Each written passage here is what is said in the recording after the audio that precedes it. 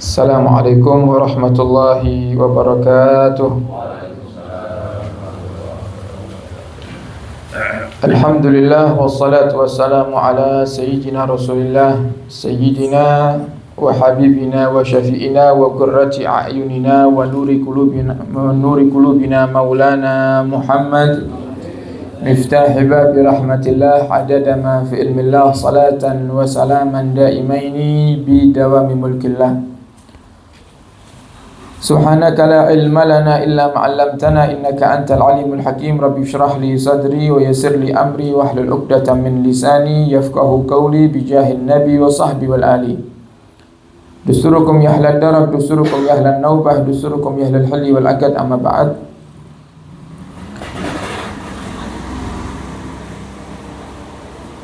Wa qala musannif rahimahullah wa nafa'ana bihi wa bi ulumihi fid dharain amin. Wa qala al-Junayd rahimahullahu ta'ala kullu turuki masdudatun illa ala man iktafa athar ar-rasul sallallahu alaihi wa alihi wasallam. Wa qala Sahal ibnu Abdullah rahimahullah la mu'ina illa Allah wa la dalila illa Rasulullah sallallahu alaihi wa alihi wasallam wa la zada illa taqwa wa la amala illa sabru 'alaiha. Melanjutkan kajian di dalam kitab Risalatul Mu'awanah, berkata Al-Imam Junaid, kullu turuki masdudatun, semua jalan itu tertutup, buntu, illa ala man iktafa asar rasul, kecuali bagi mereka orang-orang yang mengikuti daripada Rasulullah sallallahu alaihi wasallam. Di dalam kitab ini beliau Imam Haddad menghadirkan satu nasihat Imam Junaid yang begitu luar biasa, yang beliau Imam Junaid mengatakan semua jalan seorang hamba untuk sampai kepada Allah pada hakikatnya adalah tertutup atau buntu, kecuali dengan kita mengikuti jalannya Rasulullah sallallahu alaihi wasallam.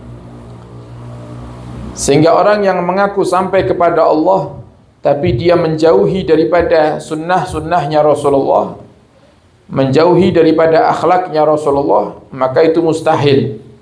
Dia tidak akan pernah sampai kepada Allah Subhanahu wa taala. Karena Allah Subhanahu wa taala sudah mengatakan dalam Al-Qur'an bahwasannya di dalam diri Nabi Muhammad ada suri tauladan yang patut untuk kita tiru, patut untuk kita ikuti. Sehingga Allah sudah menentukan seorang hamba yang menjadi contoh terbaik untuk hamba yang lain hanyalah Rasulullah sallallahu alaihi wasallam. Maka jika kita ingin sampai kepada Allah, mendapatkan ridha Allah, selamat di dunia, selamat di akhirat, maka kunci satu-satunya adalah dengan kita mengikuti jalannya Nabi kita Muhammad sallallahu alaihi wasallam. Dan juga berkata Al-Imam Sahal ibnu Abdullah, beliau mengatakan la mu'ina illallah, tidak ada yang bisa menolong kaulo panjenengan kecuali Allah. Yang memberikan pertolongan hanya Allah. Yang bisa menyelamatkan seorang hamba hanya Allah. Maka hendaknya seorang hamba itu tunduk patuh kepada Allah Subhanahu wa taala, agar Allah Subhanahu wa taala memberikan pertolongan-pertolongannya kepada kita. Adapun pertolongan-pertolongan Allah itu macam-macam. Ada yang datangnya dengan perantara, ada yang datangnya tanpa perantara. Dan mayoritas manusia, terutama manusia biasa seperti kaulo panjenengan yang masih jauh dari kata kekasih Allah, maka pertolongan-pertolongan Allah itu datangnya mayoritas dengan perantara. Seperti misal pertolongan masalah rizki, pertolongan Allah dari segi rizki. Datangnya rizki itu terkadang bisa datang langsung tanpa perantara, dan seringnya datang dengan perantara. Rizki yang kaulo panjenengan dapatkan tiap hari, para hadirin, mayoritas datangnya dengan perantara. Seperti misal ada orang yang membantu kita, Ada orang yang memberikan hadiah kepada kita. Hakikat yang memberi siapa? Allah. Hakikat yang memberikan hadiah Allah. Manusia yang menjadi memberikan sesuatu kepada kita itu hanya menjadi wasilah, hanya menjadi perantara. Mereka bukan hakikat daripada yang memberi Allah Subhanahu wa taala. Maka hendaknya kaulah panjenengan meyakini bahwasanya tidak ada satupun nikmat kecuali semuanya datang dari Allah. Amma bikum min nikmatin fa min Allah.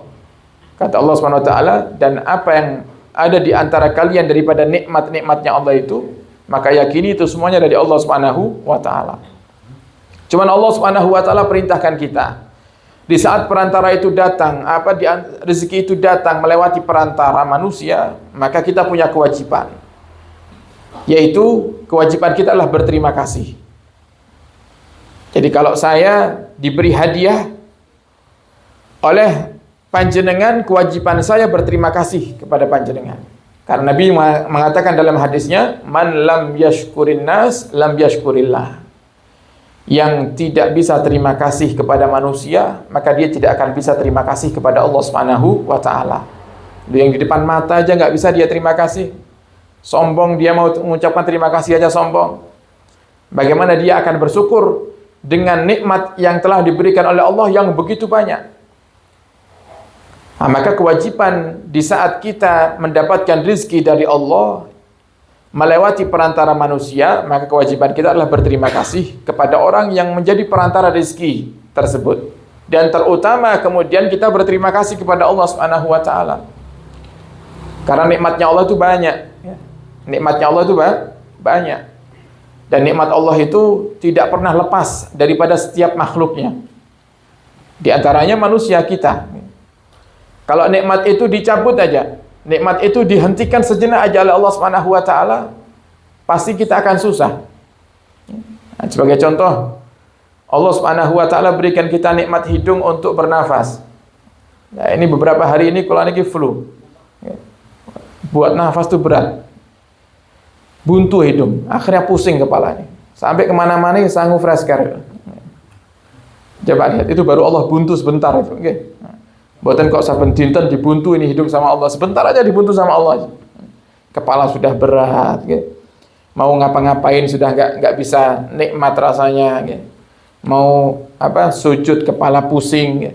Nah ini para hadirin, nikmatnya Allah itu begitu luar biasa. Bahkan kata Imam Ghazali, ada nikmat di antara yang Allah Subhanahu wa taala berikan dari banyaknya nikmat kepada seorang hamba itu, ada nikmat yang namanya saraf atau otot atau urat di dalam tubuh kita. Ada otot, urat, saraf itu yang diciptakan oleh Allah tidak boleh bergerak. Ada saraf, otot dan urat itu yang memang harus bergerak. Kalau dibalik pasti sakit. Saraf yang harusnya tetap diam di tempatnya, lah kok ternyata geser. Coba pripun rasane? Dados saraf terjepit. Nggih. Nah, niku lek sing tau ngrasane luar biasa niku nggih. Kalau pertama kali kena itu biasanya bawaannya pikirannya, wah ini ya kula napa badhe mati napa pripun iki, kok lara kabeh katanya. Syahadat terus istighfar terus ya. Kemudian Allah ciptakan di dalam perut manusia itu ada sebuah cairan, wajib ada sebuah nikmat yang kalau berlebihan bukan jadi nikmat, malah jadi nikmah, yang kita kenal dengan asam lambung. Asam lambung itu kan bukan penyakit. Asam lambung itu semua manusia harus punya asam lambung. Asam lambung itu yang membantu mencerna makanan yang masuk dan yang membantu proses setiap virus atau penyakit-penyakit yang masuk ke perut dibunuh dengan asam lambung. Tapi asam lambung ini kok bertambah jumlahnya dalam perut kita, maka perut kita pasti akan sakit. Wis pucat, nggak karuan. Beberapa bulan yang lalu, begitu asam lambung itu menyerang para hadirin, kula niku syahadat. Sampai saya mikir, wah saya mau mati. Bener. Niku yang saya suruh WA, itu sudah maghrib, isya mau pengajian, maghrib perut luar biasa sakitnya, wajah saya sudah putih, pucat. Kemudian waktunya pengajian. Itu yang suruh saya WA Mas Akbar, bilang kalau saya nggak jadi berangkat, itu Sarifah. Gitu. Tangan saya sudah nggak kuat pegang apa. Kalau itu diranjang, cuman baca syahadat sama istighfar aja. Asyhadu an la ilaha illallah, sekarang mau mati gitu. Ternyata mboten, itu namung dicobi sama Allah. Ini loh, rasanya mati yang paling sedikitnya seperti ini gitu lah. Peniling syahadat. Coba lihat para hadirin, ini nikmat dari Allah. Jadi nikmat dari Allah itu banyak. Fama bikum min nikmatin hamdallah. Kalau kita dapat nikmat dari Allah, jangan lupa bersyukur. Nah, gimana caranya kita bersyukur para hadirin? Yang menjadikan kaula panjenengan niki terkadang sering lupa untuk bersyukur karena kita sering melihat nikmat yang ada di tangan orang. Kita sering menanti-nanti apa yang enggak kita miliki. Kita sering mengingat-ingat apa yang belum kita punya, sehingga kita lupa dengan yang kita punya. Kita lupa dengan yang ada. Akhirnya kita jarang bersyukur, seakan-akan kita ini enggak punya nikmat. Nanti misal para hadirin, kondisi keuangan kita hari ini enggak baik, duit entek, sing dipikirkan duit, yang dipikirkan kan duit. Ya Allah, duit entek, dan akhirnya lali. Kita lupa kalau kita punya nikmat sehat, kita lupa kalau kita punya nikmat keluarga yang bahagia, kita lupa kalau kita punya nikmat keluarga yang baik. Dalam kondisi apapun mereka tetap mendampingi kita. Kita lupa dengan nikmat-nikmat yang ada ini. Kenapa? Karena kita mikirkan yang enggak ada. Padahal para hadirin, yang berkaitan dengan urusan rezeki itu, kalau sudah Allah takdirkan sampai kepada kita, nggak akan kemana-mana, pasti sampai. Sehingga nggak ada istilah rezeki kesasar, mboten enten. Rezeki kesasar mboten enten. Pasti sampai. Nah, jadi para hadirin, kata Imam Sahal bin Abdullah Tustari, la mu'ina illallah. Tidak ada yang bisa menolong kaulah panjenengan kecuali Allah. Makanya kita kalau sholat, ya, kita baca itu tiap saat itu. Ya, makanya ini teguran sebenarnya. Imam Sahal bin Abdullah ini negur kita. Padahal kita tiap hari membaca bahwasanya tiada yang bisa menolong kita kecuali Allah Subhanahu wa taala. Dan kalau enggak kita baca itu, salat kita enggak akan pernah sah. Yaitu suratul Fatihah. Ada ayat yang bunyinya iyyaka na'budu wa iyyaka nasta'in. Hanya kepadamu ya Allah aku menyembah dan hanya kepadamu aku memohon pertolongan. Nasta'in, meminta pertolongan. Nah, tapi kenyataannya, prakteknya dalam hidup kita para hadirin, kita itu jarang minta kepada Allah. Kita jarang berdoa kepada Allah. Bahkan kita meremehkan doa. Di saat terdesak, kemudian ada orang yang menyarankan kita, guru kita bilang kepada kita, perbanyak doa. Selalu kita jawab, mungkin dalam hati kita, halah mari tunggu pengakeh. Saya butuh solusi, bukan butuh doa. Saya butuh solusi, bukan butuh nasihat supaya saya berdoa. Padahal Nabi sudah katakan, ad-du'a silahul mu'min. Doa itu senjata kita. Dan justru di saat-saat terdesak para hadirin, Allah itu justru akan semakin cepat memberikan pertolongannya. Kenapa? Karena biasanya saat-saat terdesak itulah yang menjadikan kaulah panjenengan pasrahnya total kepada Allah. Kalau saat terdesak biasanya kaulah panjenengan itu pasrah total sama Allah. Kenapa? Dipikir pun mentok nih. Sehingga kita sudah malas mikir lagi sudah. Wes niki sing saged namung Gusti Allah. Nah, sehingga kita lebih tawakal kepada Allah. Nah, dengan tawakal yang kuat itulah terkadang Allah Subhanahu wa taala senang ketika kita berdoa dengan tawakal yang kuat. Akhirnya apa? Allah Subhanahu wa taala memberikan apa yang kita minta. Makanya kata Nabi kita Muhammad dalam hadisnya, Allah Subhanahu wa taala tidak akan pernah mengabulkan doa seorang hamba jika dia berdoanya tidak yakin. Sehingga syarat berdoa untuk dikabulkan oleh Allah adalah harus yakin. Nah, biasanya kalau kita bukan dalam kondisi terdesak, kita nggak yakin itu dengan doa kita sendiri. Apa yo iso? Biasanya gitu, dalam hati itu gitu. Sebagai contoh, misal panjenengan hari ini alhamdulillah urusan keuangan aman. Nah, kemudian malam ini jenengan doa, ya Allah binjing jenengan paringi kula duit 1M. Binjing ya Allah. Lah kira-kira yakin mboten niku? Yakin mboten? Nah, kadang nggak yakin. Apa ya iso ya 1M cuman ndak sampai 24 jam. Duh, Allah itu maha kaya. Allah itu maha kaya. Jangankan 1M ya.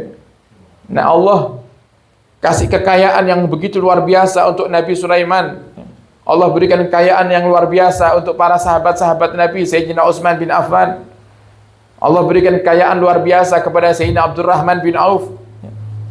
Allah berikan kekayaan luar biasa kepada Sayyidatuna Khadijah Al-Kubra sehingga menjadi perempuan terkaya di kota Mekah itu. Wanita, padahal seorang wanita yang di zaman sebelum datangnya Islam, wanita itu kan diremehkan itu. Tapi Sayyidatuna Khadijah itu menjadi wanita yang terkaya di saat itu. Siapa yang memberikan kekayaannya? Allah. Allah Maha Mampu, Allah itu Maha Kaya. Allah itu Maha Besar. Sehingga untuk memberikan hanya sekedar urusan dunia, kata Allah dalam Al-Quran, dunia itu mata'un qalil. Dunia itu perhiasan yang sedikit. Sedikit. Yang sedikit ya bagi Allah itu mudah. Yang besar aja mudah, apalagi ya yang sedikit. Nah, cuman kadang keyakinan kita ya, yang kurang kepada Allah Subhanahu wa Ta'ala. Kemudian beliau juga mengatakan wala dalila illa Rasulullah. Tidak ada petunjuk yang paling sempurna untuk memberikan jalan kepada seorang hamba agar sampai kepada Allah kecuali Rasulullah SAW. Jadi kalau kita mau sampai kepada Allah, wis tiru Rasulullah, ikuti Rasulullah, cintai Rasulullah sampai kita kepada Allah. Gak mungkin kita bisa sampai kepada Allah kalau nggak lewat Rasulullah. Nah, makanya kenapa para ulama kita mengajak kita untuk hadir majelis maulid, untuk bersalawat kepada Nabi Muhammad, supaya kita tuh ada hubungan sama Nabi, supaya kita bisa masuk kepada pintunya Nabi Muhammad untuk sampai kepada Allah Subhanahu wa Ta'ala. Wala zada illa taqwa, dan tidak ada bekal yang paling bermanfaat dibawa oleh seorang hamba ketika dia menghadap kepada Tuhannya illa taqwa, kecuali takwa kepada Allah Subhanahu wa Ta'ala. Bahkan Allah sudah memastikan dalam Al-Quran, wa uzlifatil jannatu lil muttaqin. Surga itu diciptakan untuk orang-orang yang bertakwa. Yang kepingin masuk surga ya harus takwa. Kata Abu Yazid Muhammad bin Alawi Al-Maliki, beliau mengatakan al-jannatu mahibalas. Surga itu gak gratis. Harus ibadah kita, harus hadir majelis seperti ini. Kita harus bangun di waktu malam, kita harus menjalankan sholat, kita harus berzikir, kita harus baca Quran. Kenapa? Untuk masuk surga. Dengan kita lakukan semuanya ini, dengan takwa ini, Allah akan mengasihani kita. Allah akan mengasihani kita. Allah akan menyayangi kita sehingga Allah masukkan kita ke dalam surganya. Jadi nggak ada bekal yang paling manfaat untuk kita bawa kecuali takwa Allah. Bertakwa kepada Allah Subhanahu wa Ta'ala. Dan bahkan seorang sahabat bertanya kepada Nabi Muhammad SAW, ya Rasulullah, dullani ala amalin yudkhilunil jannah. Ya Rasul, berikan kepadaku amalan yang jika aku amalkan, aku bisa masuk surga. Kata Nabi Muhammad dua. Yang pertama adalah takwa Allah, bertakwa kepada Allah. Itu sudah nomor satu, kata Nabi Muhammad. Ibadah. Yang kedua, al-khuluqul hasan, berakhlak yang baik. Dua-duanya nggak bisa. Kalau kita pilih salah satu nggak bisa. Harus kita kerjakan dua-duanya. Orang ahli ibadah nggak berakhlak yang baik percuma. Allah nggak suka sama dia. Makanya kata para ulama itu, Allah itu lebih senang ngelihat ada orang yang nggak pinter, orang biasa-biasa aja, ibadahnya juga biasa-biasa aja, tapi berakhlak mulia. Itu Allah suka. Daripada orang yang alim, pinter ilmu agama, abid, ahli ibadah, tapi sombong, tapi akhlaknya nggak baik. Nah sekarang gini aja, kalau kita punya tetangga nih, kalau panjenengan Bapak Ibu punya tetangga, kita punya tetangga dua. Yang satu orang alim, pinter, seorang ahli agama, ahli ibadah, soleh. Secara ibadahnya dia dikatakan soleh, tapi sombong. Sama kita punya tetangga yang satu lagi, bodoh, gak ngerti apa-apa dia. Dia ngertinya hanya sholat 5 waktu aja. Tapi akhlaknya sama tetangga, sama kita baiknya luar biasa. Kira-kira mana yang lebih kita senangi? Sing alim sombong, napa sing bodoh tapi berakhlak baik? Pasti kita lebih senang yang berakhlak baik. Makanya kata para ulama, al-adab fauqal ilm. Adab itu ada di atas ilmu. Adab nomor satu. Orang yang beradab, dia akan dipermudah untuk mendapatkan ilmu yang barokah. Tapi orang yang belajar ilmu, tapi dia tidak mau beradab, maka ilmunya nggak diberkahi oleh Allah Subhanahu wa Ta'ala. Kemudian wala amala, dan tidak ada amalan yang lebih baik illa sabru alaiha, kecuali bersabar terhadap semuanya tadi itu. Sabar terhadap takwa kepada Allah. Okay. Semua ibadah ini butuh sabar. Ngaji ngatan butuh sabar mana? Butuh sabar ngatan. Oleh kalau selama suwe. Hari malah tambah suwe, gitu kan? Butuh sabar, ngaji butuh sabar, sholat butuh sabar, berjuang juga butuh sabar. Kadang kita berjuang, malah ada yang niat kita baik, berjuang niat lillahi ta'ala, ternyata ada yang malah ganggu, ada yang malah gembosi, enak sing malah tidak menghormati. Inilah takwa. Kadang dengan seperti itu Allah ingin tahu itu sebatas apa kekuatan takwa kita.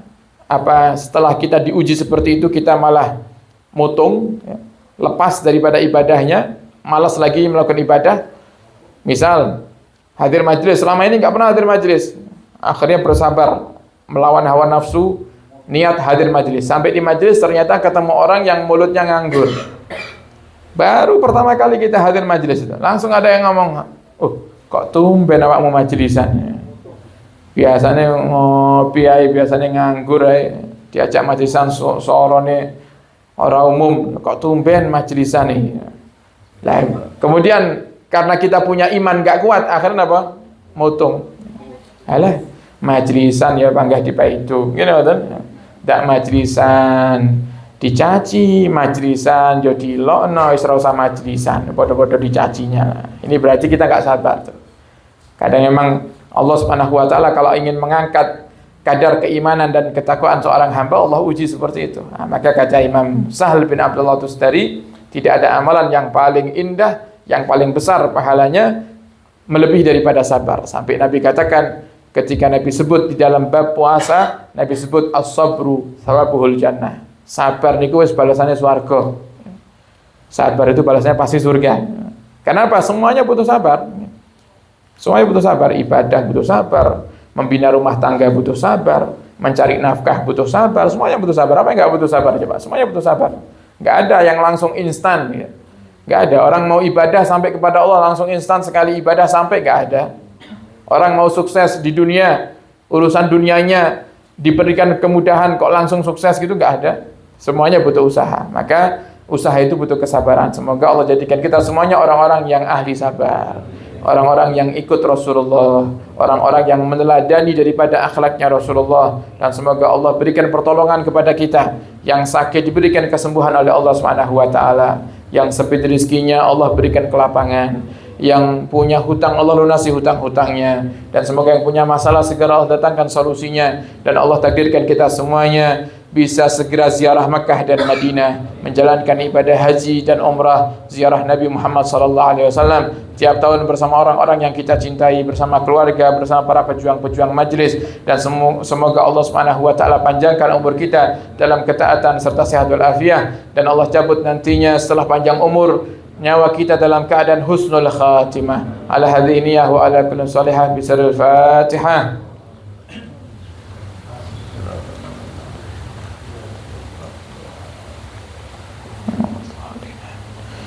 Dan kita bacakan Fatihah untuk sahibul bait Bapak Imam Sya'rani sekeluarga, semoga diberikan panjang umur oleh Allah Subhanahu wa taala dalam ketaatan serta sehat walafiat, dipermudah rezekinya, dipermudah segala urusannya, dikabulkan segala hajatnya, dibahagiakan dunia, bahagia akhirat, dan dijadikan anak keturunannya saleh-salehah ila yaumil qiyamah. Ala hadhihi niyyah wa ala kulli salihah bi sirril Fatihah.